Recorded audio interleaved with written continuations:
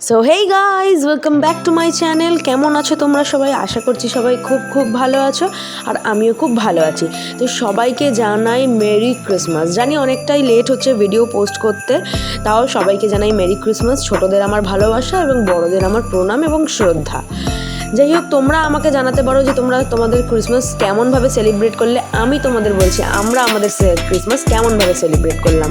তা আমি চলে গেছিলাম সেই দিন আমার ছোটোবেলার বাড়ি যেখানে, সেখানে আমার একটা দিদি, সে আমাকে ইনভাইট করেছিল 24 তারিখ রাতে এবং 25 তারিখ। তো 25 তারিখ সাম রিজন যাওয়া হয়নি, তাই আমরা 24 তারিখ রাতেই চলে গেছিলাম। তো দেখে নাও তোমরা তার কিছু শর্টস।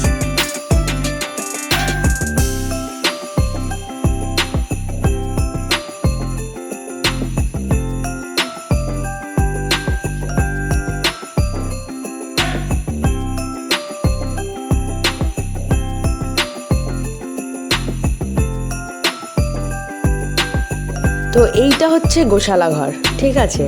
জাস্ট অসাধারণ সাজিয়েছিল। কিছু খুদে এবং কিছু বড়রা মিলে একটু অন্যরকম করে এবারের গোশালা ঘরটা সাজিয়েছে। আমার খুব খুব খুব ভালো লেগেছে। 24th নাইটে না গেলে হয়তো আমি জানতাম না যে কীরকমভাবে এখানে 24th নাইটটা সেলিব্রেট করা হয়, কীরকম স্পেশাল দিন এটা, সেটাও হয়তো জানতাম না। বিষয়টা কি জানো তো, যে যেখানে তোমার জন্ম সেই জায়গার যদি তুমি না থাকো না, তোমরা বুঝতে পারবে না যে সেই জায়গাটা ঠিক কতটা দামি হয়, কতটা ক্লোজ হয়। তারপরে আমরা এখানে কীর্তন করতে করতে চলে গেছিলাম হচ্ছে চার্চ অবধি। চার্চের রাস্তাটা কিছুটাই, আর ওরা একদম এন্ট্রি থেকে স্টার্ট করে কীর্তন করা, গান করতে করতে, যিশুর গান করতে করতে, নাম করতে করতে আমরা সবাই যাই হচ্ছে চার্চ অবধি। 12টার সময় চার্চে ঢুকে মেরি ক্রিসমাস বলা হয়। দেখবে তার আগেই বাজি ফাটতে শুরু হয়ে গেছে, ঠিক আছে? ওটা 12টা বেজেই গিয়েছিল। গিয়ে তারপর ভিতরেও কীর্তন হচ্ছিল। এইখানে জাস্ট দেখো, জাস্ট তোমরা একদম ভিডিওটা দেখো, কত বাজি ফাটছে, কত বাজি ফাটছে। একদম 12টা কাঁটা ধরে একদম 12টার সময় এখানে সেল ফাটতে শুরু করে দিয়েছিল। খুব সুন্দর লাগছিল, বোঝা যাচ্ছিল যে এটা একটা স্পেশাল ডে। মানে খুব ভালো লাগছিল, খুব ভালো লাগছিল। মানে আমি, আমার বাবা মা, আমরা সবাই গেছিলাম। আমার বাবা মা একটু লেটে গেছিলো, তখন মিশা স্টার্ট হয়ে গেছিলো। আমরা তার আগে চলে গেছিলাম 11:30 নাগাদ। আর খুব এনজয় করেছি, খুব। আমি অনেক ছোটোবেলায় এইরকমভাবে হয়তো দেখেছি, আমার হয়তো এখন সেটা মনেও নেই। বড়োবেলায় গিয়ে বুঝতে পারলাম ঠিক কীরকম হয়। এইটা হচ্ছে আমাদের চার্চটা। আমি যখন ছোটোবেলায় এখানে মিশা করতে আসতাম, সানডে ক্লাস করতে আসতাম, তখন একরকম ছিল, এখন অন্যরকম।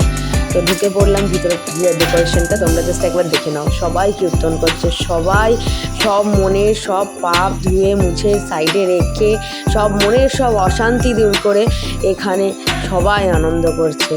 খুবই আনন্দ হচ্ছিল, আমরাও খুব নাচানাচি করছিলাম। তো তারপর মিশা শুরু হয়ে গেল। উনি হচ্ছেন আমাদের সেক্রেটারি, মানে চার্চে। তারপরে মিশা স্টার্ট হয়ে গেল, গান হলো। আর এইটা হচ্ছে আমার দিদিটার ডগিটা, আর এইটা হচ্ছে আমার দিদিটা।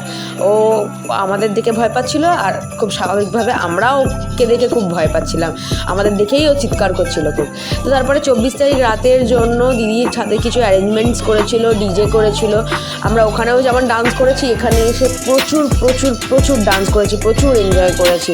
তোমরা দেখতে থাকো পুরো ভিডিওটা, কেউ স্কিপ করে যেও না ভিডিওটা, খুব মজা হবে, তোমরা দেখতে থাকো।